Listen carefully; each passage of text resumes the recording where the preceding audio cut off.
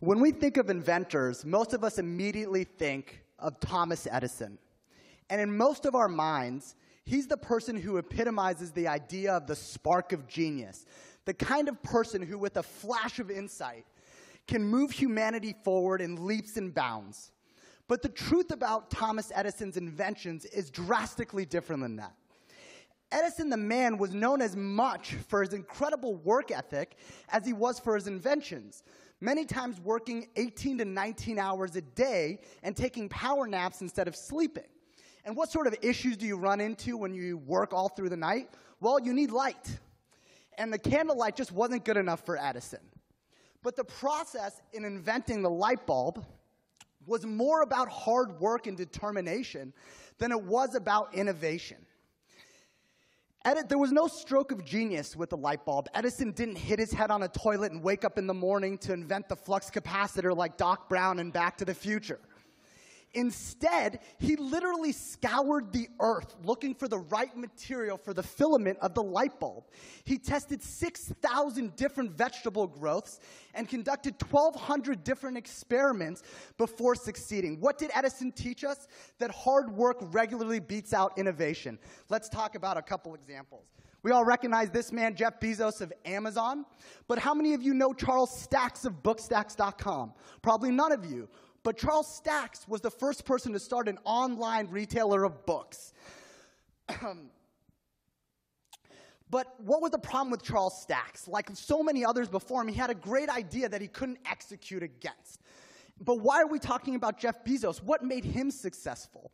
Well, what made Jeff Bezos successful was that when everybody else was trying to get quick bucks, when Bookstacks was trying to get quick return, Jeff Bezos took a long-term strategy. And Amazon, as a result, lost money for the first 8 years. But Jeff, in addition to that, Jeff was an incredible micromanager. He would work 12 hours a day, 7 days a week, many times even responding personally to customer service requests. 7-Eleven is a company that we all know about. My favorite thing about 7-Eleven, when it comes up, my favorite thing about 7-Eleven is that they literally wrote work ethic into their name. What does 7-Eleven mean? It means we're open from 7 a.m. to 11 p.m. 7 days a week. And they did that in 1946 when it was absolutely unprecedented to be open those hours. There's not a whole lot about 7-Eleven that's different than any other convenience store on the corner. They've literally differentiated themselves almost exclusively on hard work. Today, 7-Eleven is open 24 hours a day, 7 days a week, and in an undifferentiated market, they've built an $84 billion company by basically saying, we're going to work harder than our competitors. Frederick Smith presented the idea of FedEx in a business course when he was an undergraduate student. He got a C. What his professors were probably thinking is, what kind of crazy business needs hundreds of trucks and hundreds of planes and hundreds of employees before it makes any money?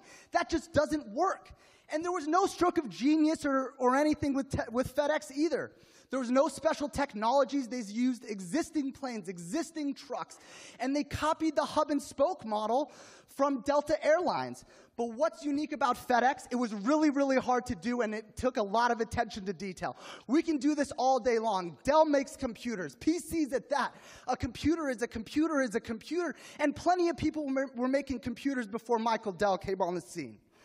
And let's go away from companies for a second. Malcolm Gladwell talks about an untalented suburban basketball team who went to the state finals where they shouldn't have been. And how did they do it? They did it by asking themselves one question. What's the hardest thing you can do in basketball? And what's the answer to that question? The full court press. Literally not giving up an inch of the court, running back and forth the entire game. And that's how they got to the state finals.